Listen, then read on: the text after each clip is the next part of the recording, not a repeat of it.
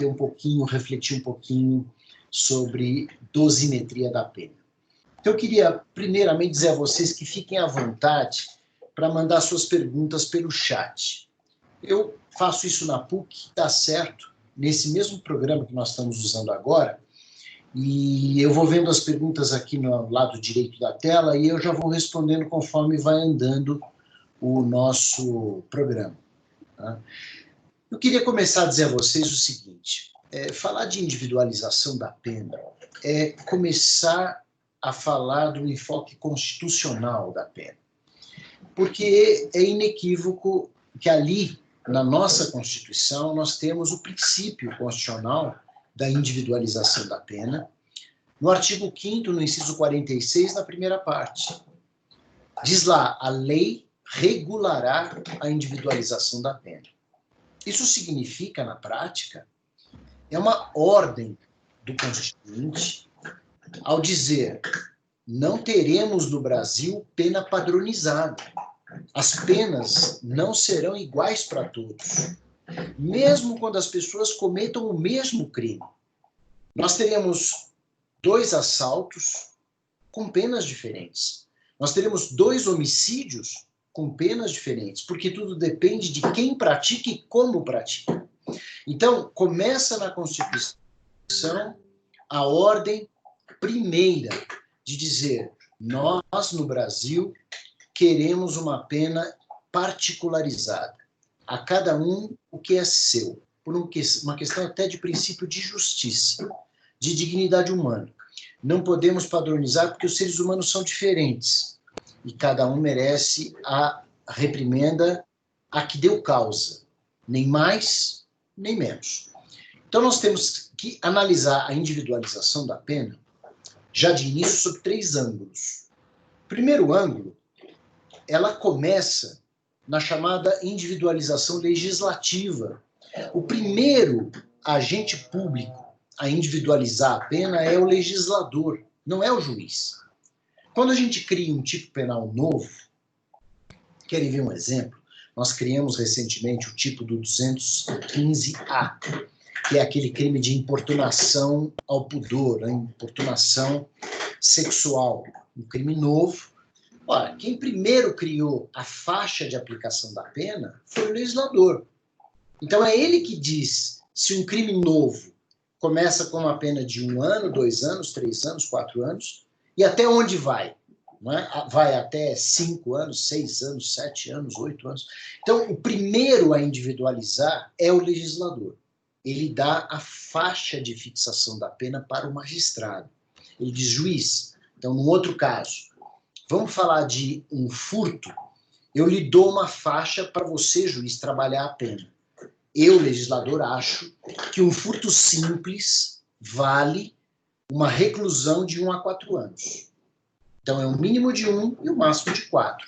Agora, se vai valer 2,5, 3, 1 ano e 2 meses, aí é o juiz que vai ver. Quanto vale um homicídio? Depende. É um homicídio simples, sem grandes circunstâncias especiais, então vale de 6 a 20 anos de prisão.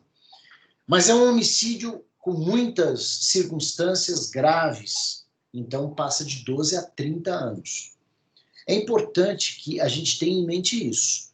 Quando o legislador criou, então, o Código Penal, ele colocou tudo isso. Se vocês abrirem a parte especial, vocês vão ver todos os delitos com essas faixas de fixação de pena. É a primeira individualização feita. Aí nós vamos para a segunda, que é a nossa parte, a do operador do direito. Tá? A segunda parte é a chamada individualização judicial da pena. Então é exatamente o momento em que o juiz pega essa faixa que o legislador nos deu e estabelece a pena concreta, a pena merecida para aquele réu. Então, 2 pessoas cometeram um homicídio. Qual será a pena do A e qual será a pena do B? Bom, nós temos que ver no caso concreto. Então, eu tenho uma faixa de 6 a 20 anos, uma faixa grande. Quanto que eu vou dar para o A? Eu posso dar para o A 8 anos.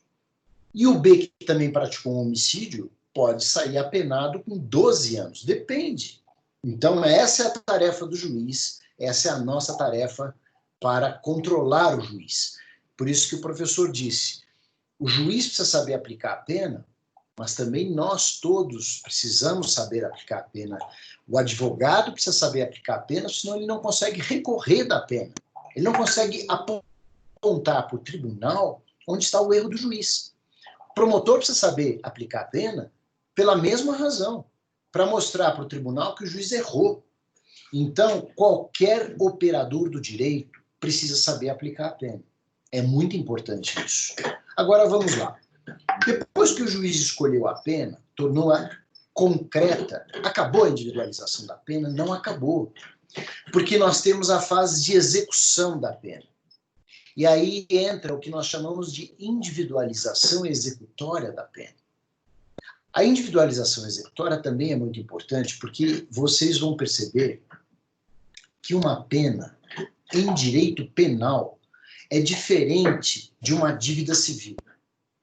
Se você deve para um credor 10 mil reais e não paga, provavelmente você vai dever mais, nunca menos. Né? Você demora para pagar, vai ter juros, correção monetária, uma série de coisas, e a tua dívida não vai diminuir. Você vai dever 10 mil, ou 11 mil, 12 mil, 13 mil, quando você pagar. Agora, em penal não é assim que funciona. No direito penal, a gente pode dar 12 anos de reclusão para uma pessoa e não necessariamente ela vai cumprir 12 anos. Porque nós temos, durante a execução da pena, vários fatores a ponderar que podem mexer com essa pena, modular essa pena. Lógico que essa pena, diferente da dívida civil, ela não cresce. Ela é 12, 12 é o máximo, mas não necessariamente 12. Ela pode cair conforme temos um indulto, por exemplo, que é o perdão da pena. Né?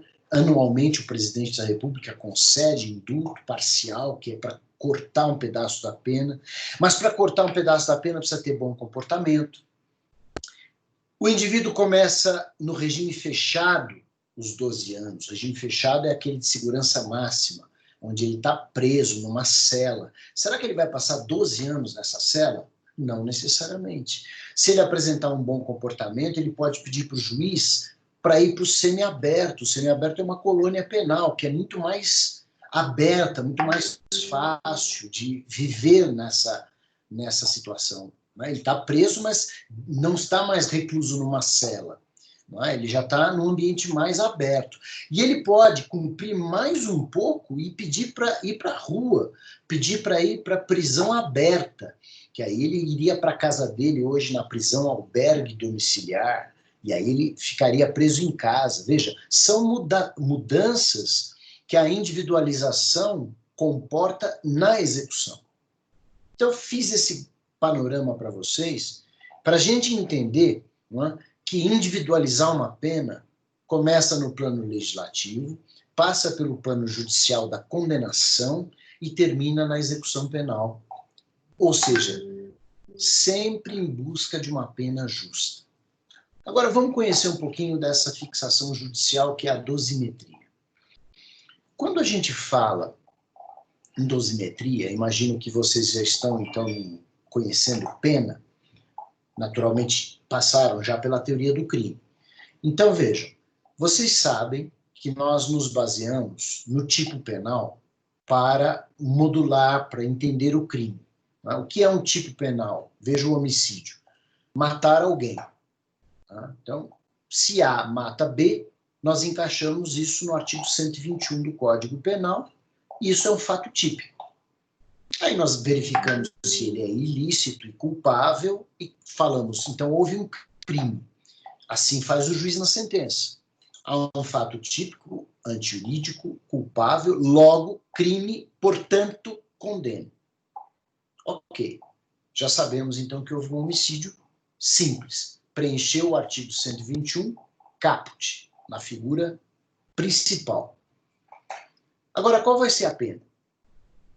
Bom, então nós temos que começar a verificar o seguinte.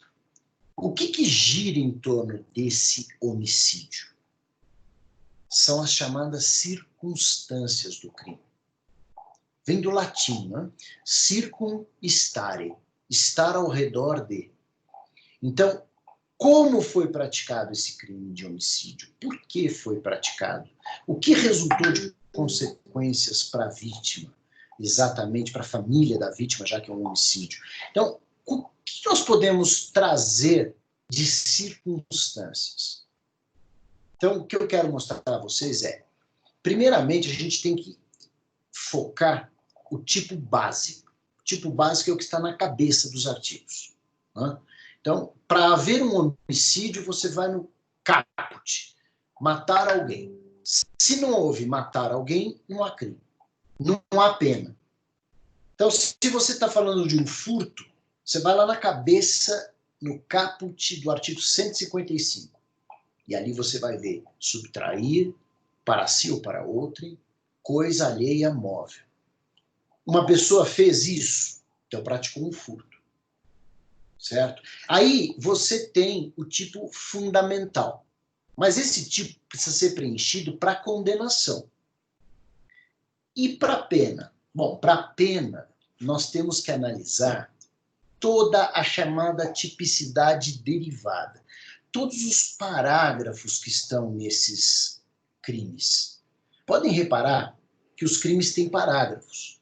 Esses parágrafos, meus amigos, eles não são de graça.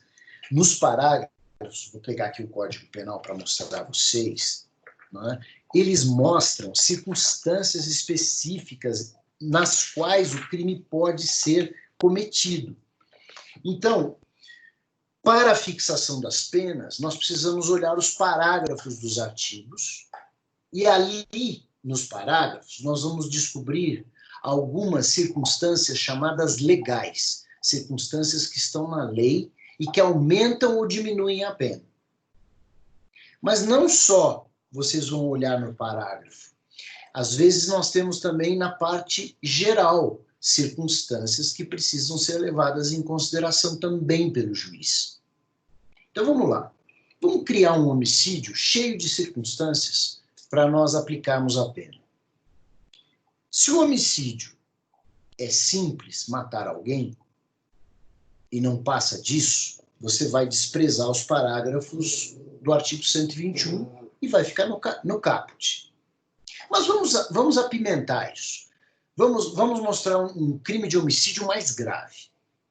Vamos colocar aqui um homicídio praticado contra uma mulher, um feminicídio, e esse feminicídio foi praticado por motivação torpe e foi praticado por meio cruel. E também podemos até dizer que foi praticado de surpresa. Então a gente vê aqui várias circunstâncias. Onde você vai achar essas circunstâncias? Pode procurar agora no parágrafo. Você vai lá no parágrafo 2º, você vai verificar lá. Foi praticado por motivo, vamos imaginar, um motivo fútil, um motivo idiota, um motivo bobo, um motivo que não justificaria um homicídio. Então, se encontrou um motivo. Ali no parágrafo 2º, no inciso 2. Se puderem acompanhar com o Código Penal, é ótimo. Aí depois você vai mais para baixo, no inciso 3, e você vai ver que houve crueldade para matar essa vítima. O agente a torturou antes de matá-la. Então isso é muito grave. Por isso está aqui no parágrafo 2º como uma medida de aumento de pena. E aí você vai mais para baixo, lá no inciso 6º, e vai ver que o crime foi praticado contra uma mulher em razão da sua condição de sexo feminino, que eu tenho defendido é uma qualificadora objetiva, não é uma qualificadora subjetiva. As pessoas que matam a mulher, essas pessoas não têm por motivo matar mulheres. Não. Matar mulher, o legislador colocou como mais grave, porque geralmente quem comete esse crime é o homem mais forte fisicamente, que abusa da mulher mais fraca fisicamente, e, portanto, numa atitude covarde, acaba tendo mais facilidade para matar a mulher. Então, para mim, essa é uma visão objetiva da vítima. Não tem a ver com motivação. Eu posso matar uma mulher por um motivo torpe, posso matar uma mulher por um motivo fútil, posso até matar uma mulher porque ela me provocou e eu estava sob violenta emoção. Posso matar uma mulher por relevante valor moral, por relevante valor social, porque ela era uma traficante, por exemplo, e eu eliminei uma pessoa que distribuía droga para crianças. Veja, eu tenho 1000 motivos para matar essa mulher, mas eu matei uma pessoa mais fraca que eu. Então, é uma qualificadora objetiva. Esses 3 exemplos que eu dei para vocês está aqui no artigo 121, parágrafo 2º. Se vocês observarem o título, está escrito homicídio qualificado. Então, essas 3 circunstâncias, a futilidade, a crueldade e ser a vítima mulher, tornam o homicídio mais grave. O legislador, quando ele acha que a circunstância é muito grave, ele chama de qualificadora. O que é uma qualificadora, então? É uma circunstância prevista na lei que muda a faixa de fixação. Você pode reparar, se fosse um homicídio simples, sem essas circunstâncias que eu mencionei agora, a faixa de aplicação da pena é reclusão de 6 a 20 anos. O juiz vai trabalhar lá, mínimo de 6, máximo de 20. Mas como o homicídio é qualificado, 3 vezes qualificado, tem 3 circunstâncias graves, ele cai no parágrafo 2º. Veja que primeira situação, consequência de existirem qualificadoras é mudar a faixa de fixação. Então, eu passo de 6 a 20 anos para uma faixa de 12 a 30 anos. Uma faixa bem maior, é quase o dobro. Mas aí eu sei que vocês vão me perguntar uma coisa muito natural. Mas, professor, são 3 qualificadoras, bastava uma delas para mudar a faixa. E eu vou lhes dizer, é verdade. Se uma pessoa matar a outra por motivo fútil, só por isso, já muda a faixa de 6 a 20 para 12 a 30. É verdade. Aí vocês falam, bom, então, se tem 3 qualificadoras, não dá para mudar a faixa 3 vezes. Verdade. Mas o que eu vou mostrar a vocês é que todas as circunstâncias do crime precisam ser aproveitadas. Por isso que a gente trabalha numa dosimetria, com várias etapas de fixação da pena. O que significa que o juiz, quando vê que um crime, como o homicídio, tem 3 qualificadoras, ele usa uma delas para mudar a faixa. E ele passa a trabalhar na faixa de 12 a 30 anos, correto? Muito bem. Mas sobraram 2 circunstâncias graves. Matou-se a vítima por crueldade e era mulher. Eu vou jogar isso fora? Não, você não vai jogar fora. Porque o processo de fixação da pena é muito rico. Então, o que eu quero mostrar a vocês agora é que toda circunstância, para o bem e para o mal, tem circunstâncias positivas que baixam a pena, tem circunstâncias negativas que aumentam a pena. Vocês vão usar, vocês vão aproveitar em outra fase. Então, antes de eu fazer esta exposição para outra fase, deixa eu dar uma noção geral do que nós vamos trabalhar. Vamos fazer uma parada e pensar o seguinte. Para eu fixar uma pena concreta entre um mínimo e um máximo, não é? Entre o mínimo de 12 e o máximo de 30, quantas fases eu tenho? Eu tenho 3 fases pela lei. Lá no artigo 68 você encontra isso. A primeira fase, eu vou escolher a chamada pena base. O que é a pena base? Pena base é a primeira escolha que o juiz faz. Então, entre 12 e 30, qual é o pontapé inicial do nosso jogo? 12, 15, 20 ou 30. Pode ser a mínima e pode ser a máxima. Quais são os elementos que eu vou usar para escolher 12, 13, 14, 15 ou 30? Diz a lei. Você deve usar os elementos que estão no artigo 59, que são as chamadas circunstâncias judiciais. Já vamos passar por elas. Tá? Então, em primeiro lugar, o juiz vai usar as chamadas circunstâncias judiciais, que são 8, que estão previstas no artigo 59. Aí, quando ele usar todas elas, analisar o caso, ele vai escolher uma pena. Vamos supor que ele escolheu 15 anos. A segunda fase, ele vai usar as agravantes e atenuantes, que estão previstas na parte geral. Veja, não estão no tipo penal, estão na parte geral, valem para todos os crimes.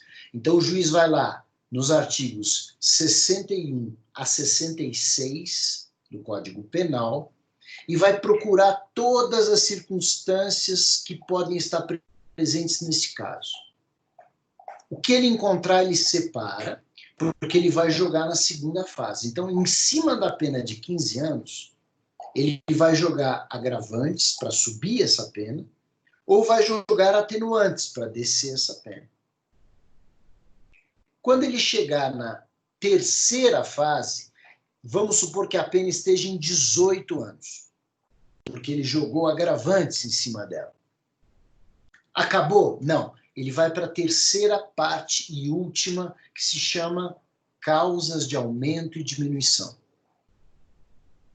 As causas de aumento e diminuição você vai achar nos parágrafos dos artigos, junto com as qualificadoras e com os privilégios. O que são causas de aumento e diminuição? São causas legais previstas na lei, ok? Que dão aumento por cotas. Então, o legislador diz, juiz, aumente 1/3.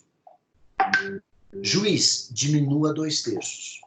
Juiz, aumente de 1/6 a 2/3. O legislador dá um comando normativo para o magistrado para, na terceira fase, ele jogar um aumento ou jogar uma diminuição. Quando você escolheu se o crime é simples ou qualificado, você tem a faixa de fixação. Aí você usa a pena base com fundamento no 59 do Código Penal. Depois você passa para a avaliação de todas as agravantes e atenuantes. Aí você joga todas as causas de aumento e diminuição que você tiver à mão. Você chegou na pena concreta. Pode ser uma pena de 12 a 30, você chegou em 19 anos e 6 meses de reclusão. Essa é a pena merecida pelo réu. Ok? Até aqui. Então, são 3 fases. Agora, eu preciso dizer a vocês que há um paradoxo na fixação da pena. Há uma certa estranheza, sabe por quê? Porque o legislador elegeu as circunstâncias mais importantes para serem usadas no fim. E as mais secundárias para usar no começo. Esse é um paradoxo. Sabe por quê? Você vai começar, lembra? Fixando a pena base. De 12 a 30, quanto eu fixo? Aí eu lhe disse, você vai usar as circunstâncias do artigo 59. Só que as circunstâncias do artigo 59 são residuais. Elas são as últimas a serem usadas. Na verdade, você tem que reservar, não é, agravantes e atenuantes, que são mais importantes do que elas, e você tem que reservar causas de aumento e diminuição, que são mais importantes do que as agravantes e atenuantes e do que as circunstâncias judiciais. Então, parece um processo esquisito, né? Eu começo pelas menos importantes e termino nas mais importantes. Por isso que eu tenho aconselhado os meus alunos a pegar uma folha de papel, que não tem experiência, olhe o crime como um todo, anota todas as circunstâncias que te parecerem viáveis de aplicar, não é? Logicamente baseado nas provas do processo, anota, porque você não sabe aonde você vai usar. Se o indivíduo jogou fogo na vítima para matá-la, o que será isso? É uma circunstância. Mas será que é uma circunstância que qualifica que aumenta a pena, que agrava a pena, ou que mexe só na pena base, lá nas circunstâncias do 59? Não sei, vamos ver. Cada caso é um caso. Então, façam comigo o seguinte raciocínio. Tem um homicídio. Começa da forma simples. Tá? Tem um homicídio, A matou B. Muito bem. Tipo básico, matar alguém. Está preenchido. Portanto, está condenado. Vamos fixar a pena? Vamos. Qual é a primeira cautela? Tem qualificadora ou privilégio? Eu vou ter que aplicar. Então, eu preciso definir para vocês, né? Eu acho que é correto começarmos daí. São as mais importantes. Qualificadoras e privilégios. São circunstâncias legais vinculadas à tipicidade. Vocês encontram nos parágrafos do artigo onde está o crime previsto. Então, nos parágrafos do 121 do homicídio. Havendo qualificadoras ou havendo privilégios, a pena muda de faixa, abstratamente, entenderam? Ela muda o mínimo e o máximo ao mesmo tempo. Quando é qualificadora, o mínimo e o máximo sobem. Se existir privilégio, o mínimo e o máximo descem. Entenderam? No artigo 121, se vocês olharem todos os parágrafos, não tem privilégio, só tem qualificadora. No parágrafo 2º, as penas são elevadas abstratamente. Não é isso? De 6 a 20, elas sobem para 12 a 30. Mas você não vai achar no 121 um privilégio. A gente diz, no jargão forense, homicídio privilegiado, quando você vê a figura do parágrafo 1º, matou em violenta emoção provocado por ato injusto da vítima. Mas isso é jargão forense, é costume forense. Na técnica, não tem homicídio privilegiado. Isso daqui é um homicídio com causa de diminuição da pena. Tá? Privilégio não é. Quer ver um exemplo de privilégio? Vamos lá na corrupção. Você vai lá na corrupção, no artigo 317, e você vai ver um exemplo de privilégio. A corrupção passiva é um crime cuja pena do tipo básico é reclusão de 2 a 12 anos. Certo? Agora, olha o parágrafo 2º. Se o funcionário praticar ou deixar de praticar ou retardar um ato de ofício, com infração do dever funcional, cedendo a um pedido de outra pessoa, ou a uma influência de outra pessoa, é menos grave. Então, a pena cai para detenção de 3 meses a 1 ano. A isto, parágrafo 2º do artigo 317, a gente chama de corrupção privilegiada. Porque a faixa de 2 a 12 anos caiu para 3 meses a 1 ano. Ok? Muito bem. Então, vamos lá. Primeira providência que você tem. Analise se o crime que você vai fixar a pena é qualificado ou privilegiado. Vamos usar a qualificadora, que é a que nós temos no homicídio. Muito bem. Achou a qualificadora? Achou. Aliás, no nosso exemplo, vocês acharam 3 qualificadoras. Basta uma. Então, você pega a qualificadora do motivo fútil e usa para mudar a faixa da pena. Mudou de 6 a 20, passou para 12 a 30, ok? Muito bem. Aí vem aquela questão. O que eu faço com as outras 2? Guarda, reserva. Você vai usar em outra fase. Você pode usar como circunstância judicial, como agravante ou como causa de aumento. Depende de onde você encontrar. Muito bem. Qual é a segunda mais importante que você tem que reservar? Causas de aumento e diminuição de pena. Então, se o crime foi cometido contra uma mulher maior de 60 anos, tem uma causa de aumento que você vai encontrar lá no artigo, no parágrafo 4º, na parte final. Aumenta a pena de 1/3 se a vítima tiver mais de 60 anos. E a sua vítima tinha mais de 60 anos. Então, você anota, mais de 60 anos. É uma causa de aumento. Só que você vai usar essa causa de aumento no final. Então, você anota para não esquecer. Ok? A qualificadora que sobrou, crueldade, e a qualificadora que sobrou contra a mulher, existe causa de aumento no homicídio de crueldade? Não existe. Existe causa de aumento de crime cometido contra a mulher? Não tem. Então, reserva porque você vai usar. Na ordem de importância, qualificadoras e privilégios. Depois, causas de aumento e diminuição. Aí você parte para analisar agravantes e atenuantes, como importância. Tá? Você vai encontrar nas agravantes, você vai encontrar agravante de crueldade. Pronto. Já descobriu onde você vai aplicar a agravante de crueldade do homicídio. Você escreveu ali na sua folha. Tem circunstância crueldade.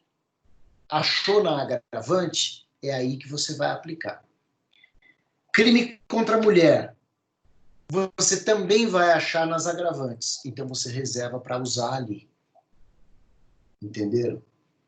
Se porventura você não achar nas agravantes, não tem problema.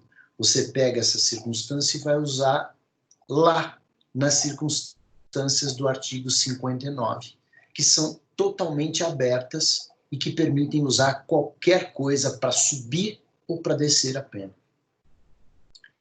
Com essas reservas que a gente vai fazendo, você não cai naquele problema que é o chamado bis in idem. Bis in idem é 2 vezes a mesma coisa. Você não tem o problema de considerar a mesma circunstância 2 vezes ou mais sobre o mesmo fato, não é? Porque ninguém pode ser apenado 2 ou mais vezes pela mesma coisa. É uma injustiça. Deixa eu contar um exemplo para vocês de um juiz, que é um exemplo que eu conto sempre, porque é um exemplo interessantíssimo. Uma pessoa matou uma criança. O que fez o juiz? Quando ele foi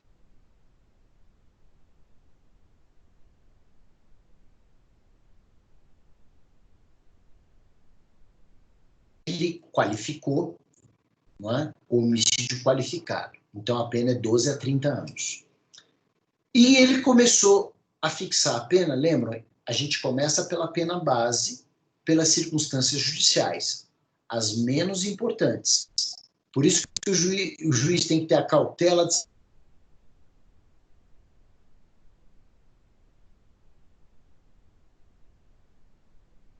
sem se preocupar em reservar determinadas circunstâncias para aplicar depois. O que ele fez? Ele disse assim: fulano agiu com covardia. Fulano foi covarde porque matou uma criança, indefesa. Personalidade negativa. Correto até aí, covardia. O que ele fez com a pena base? De 12 anos, ele jogou uma pena para 14 anos. Muito bem. Até aí não está errado, porque quem mata criança é covarde. Só que ele chegou na segunda fase, quando ele tinha que analisar agravantes e atenuantes, e ele encontrou uma agravante de crime contra a criança. Como ele tinha falado antes que o indivíduo foi covarde, ele não percebeu que ele estava levando em conta a mesma coisa. Porque a covardia veio do fato dele ter matado criança, não de outra coisa. E o legislador já levou isso em consideração para colocar como agravante crime contra a criança. Porque é covardia. Mas não está escrito com esse termo. Mas é a mesma coisa. Então o que ele faz? Ele aumentou a pena porque disse que o indivíduo foi covarde, porque matou uma criança, deu 14 anos. Depois ele jogou mais uma agravante, dizendo, matou criança. Ele não usou o termo covardia, mas não precisava, está embutido. Aí ele jogou a pena para 16 anos. Quando ele chegou na terceira fase, ele encontrou no artigo 121, lá no parágrafo 4º, para praticar crime contra menor de 14 anos. Ele falou, tá vendo? A vítima tinha menos de 14 anos, jogou mais um terço. E a pena subiu para mais de 20 anos. Uma pena que começou em 12, foi parar em mais de 20 anos, por quê? Por conta de uma circunstância única. Porque o indivíduo matou uma criança. Entenderam? Você pode incidir nesse engano, nesse erro. Tá? Isso não pode acontecer. Então, note, quando eu disser que a vítima matou uma criança, eu tenho que procurar em todas as circunstâncias onde eu encontro a mais grave. Matar uma criança não é qualificador. Então, não é o caso de eu reservar. Mas é causa de aumento. Todo menor de 14 anos acaba abrangendo criança. Então, você já reserva essa circunstância para você usar na terceira fase. Lembra que você começa de trás para frente? Infelizmente, esse é o critério. Você começa das menos importantes para a mais importante. Como isso acontece, a minha dica é, quando a gente não tem tudo na cabeça, com a experiência vem tudo na cabeça. Né? Mas quando você não tem ainda, você pega um papel e escreve. Vou usar, não é, a causa de aumento de crime contra criança. Vai aumentar um terço. Então você não pode começar a sua pena dizendo aumento a pena base porque o réu é covarde por ter matado criança. Errado, você já vai usar isso depois. Não pode, na segunda fase, dizer aplica o agravante de crime contra criança. Por quê? Porque você já vai usar isso depois. Agora sim, quando você estiver na terceira fase, você usa causa de aumento, um terço a mais, porque matou menor de 14 anos. Você fala, puxa, mas é meio complicado. É no início, né? Porque são várias circunstâncias que você tem que ponderar ao mesmo tempo. Com a prática, tudo fica fácil. Mas o que eu quero ensinar ou passar o meu conhecimento para vocês é, estou em dúvida, o que eu faço? Não tenha nenhum tipo de temor. Não, faça sim. Juízes fazem. Folha de papel na mão e vou anotar todas as circunstâncias, tudo que envolveu o crime. Não é? Matou uma criança, é covarde, agiu com crueldade, agiu em local ermo, não é? Um local que não tinha ninguém para proteger aquela criança. A criança era do sexo feminino, então é feminicídio. Você vai anotando tudo. E depois você escolhe onde você vai usar.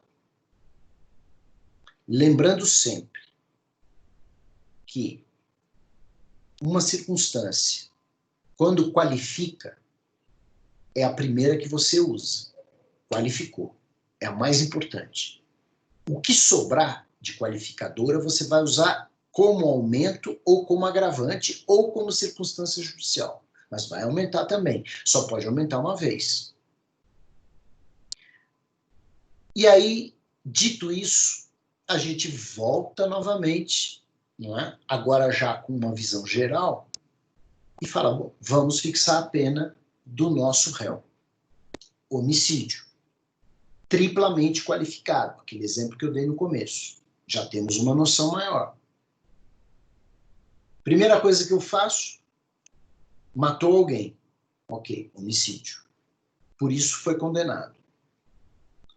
Como o homicídio vai para o júri, então significa que os jurados também reconheceram, né, que foi um crime fútil, Os jurados reconheceram que foi contra mulher e que foi cruel. Você já usou futilidade para qualificar, certo? A faixa de fixação da pena veio para 12 a 30 anos. Agora você vai começar do zero. Como é que você começa? Você vai lá no artigo 59. Tá? O artigo 59 ele tem 8 circunstâncias. Agora, quero mostrar a vocês, essas 8 circunstâncias, meus caros, são muito abertas. Muito abertas. Dá margem a uma série de considerações. Tá? Então, veja, o juiz vai analisar a culpabilidade, entendida aqui como grau de censura que a pessoa merece. Essa culpabilidade do artigo 59 envolve todos os demais elementos. Quais elementos? Antecedentes, conduta social, personalidade, motivos, circunstâncias, consequências do crime e comportamento da vítima. Se as 7 circunstâncias forem negativas, culpabilidade elevada. Se as 7 circunstâncias forem positivas, culpabilidade mínima. Então, você vai partir a sua pena base da análise dessas 8 circunstâncias. Se todas fossem negativas, qual é a tua pena base de 12 a 30? 30. Se todas forem positivas, qual é a tua pena base de 12 a 30? 12. E se forem mais ou menos? Você vai ponderar o que sobe, o que desce, extrair uma média e vai partir de 15, por exemplo. Acabou a primeira fase? Tudo bem. Você vai abrir seu código lá no artigo 61 e você vai ver agravantes. Aí você lê todas as agravantes. Lembra que você reservou 2 causas qualificadoras que sobraram, que não deu para aplicar, porque qualificadora a gente aplica uma só. As que sobraram a gente reserva.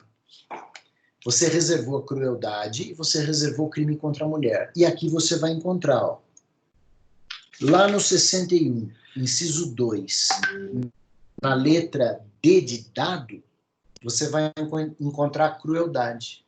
Então aqui você joga a agravante da crueldade. Certo?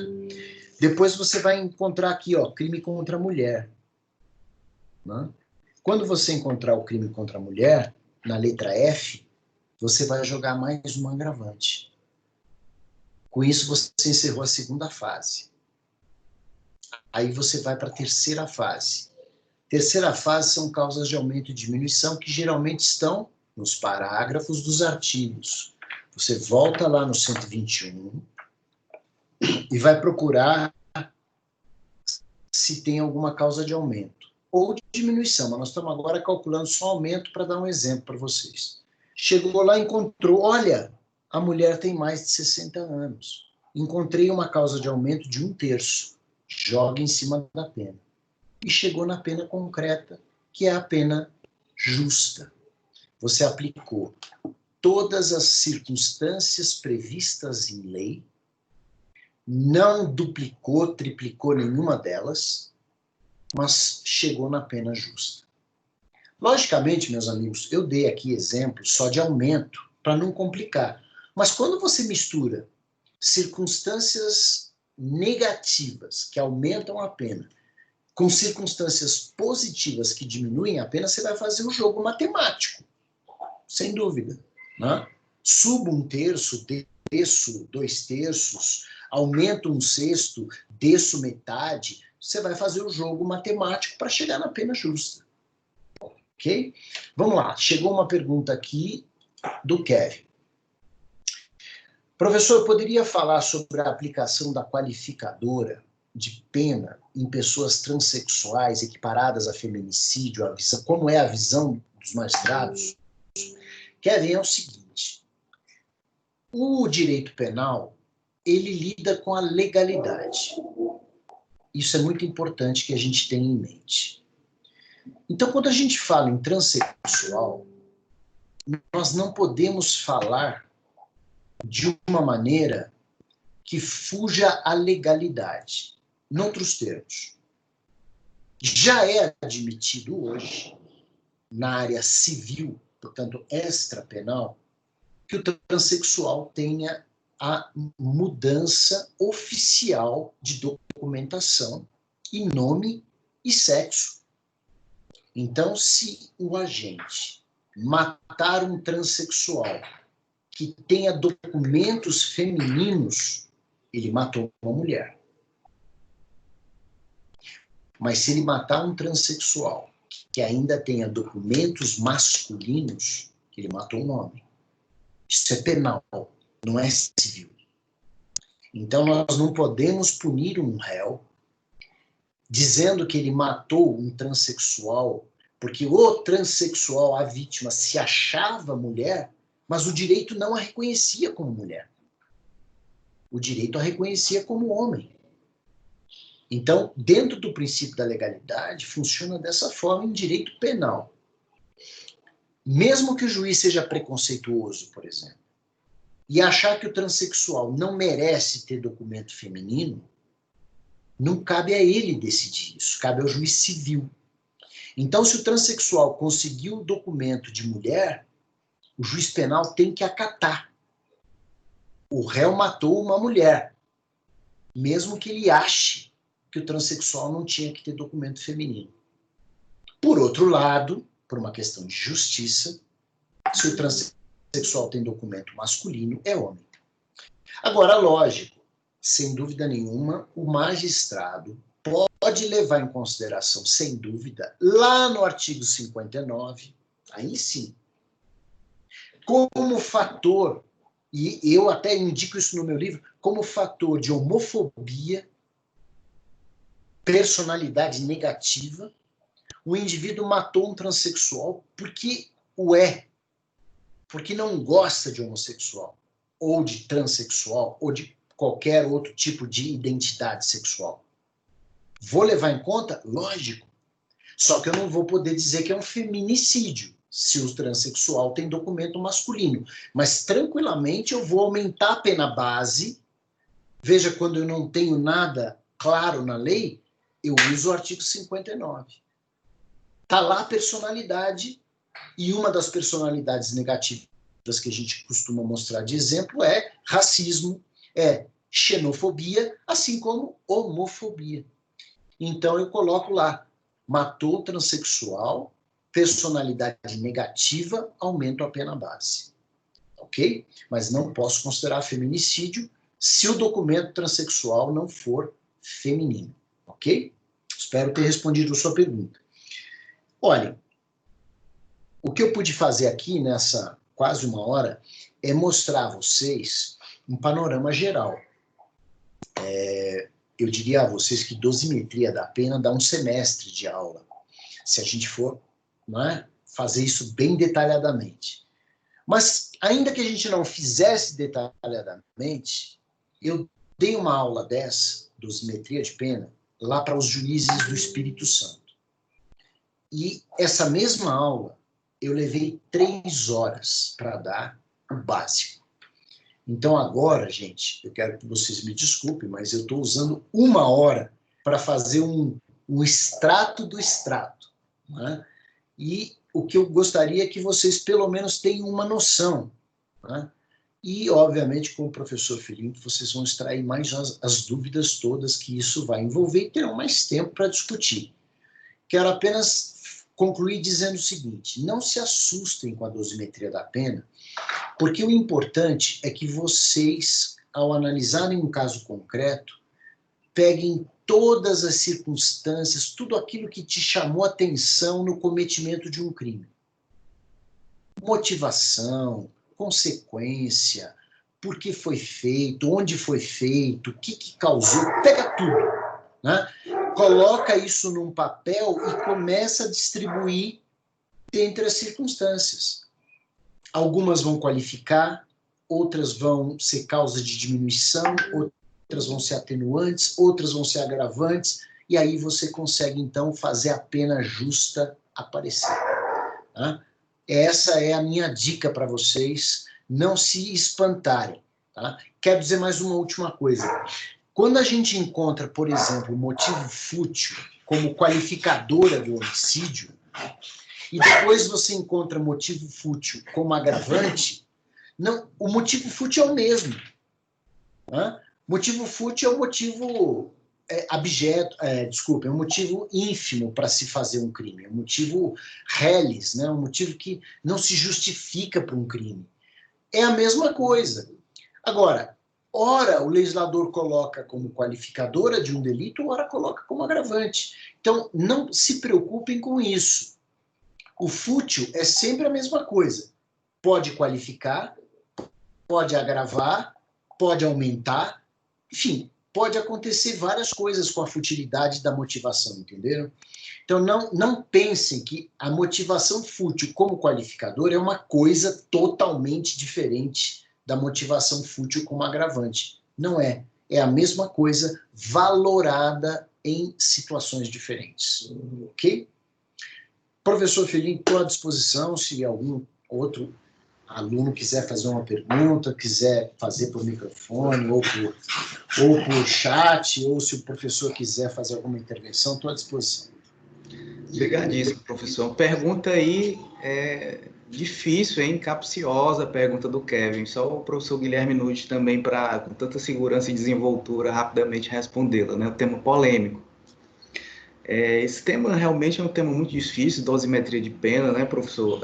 E o senhor, como desembargador também, eu tenho a oportunidade de ver alguns julgados e muitas vezes é tão importante a dosimetria de pena que um recurso para o Tribunal de Justiça, a mera discussão da dosimetria de pena pode ter resultados bem contundentes para o réu, como, por exemplo, uma diminuição de pena, até às vezes pequena, mas ela altera os patamares do regime ao qual o sujeito está submetido, poderá não necessariamente vai ser absolvido pelo recurso, mas a diminuição de pena faz com que ele saia de um regime fechado para um semiaberto, por exemplo, ou outras vezes é possível que aquela pequena alteração na dosimetria de pena faça com que os patamares de prescrição ali sejam atingidos e a pena acabe sendo extinta pelo Instituto da Prescrição. Tudo isso devido à dosimetria da pena, né?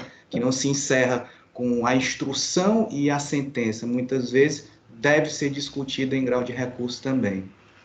Acho que foi super rica essa sua aula, né? Nós tivemos a oportunidade aqui de ver alguém que tem o grau máximo acadêmico, porque é livre docente em direito penal, com uma tese sobre individualização da pena, e alguém que foi advogado, foi promotor de justiça, magistrado de carreira e desembargador.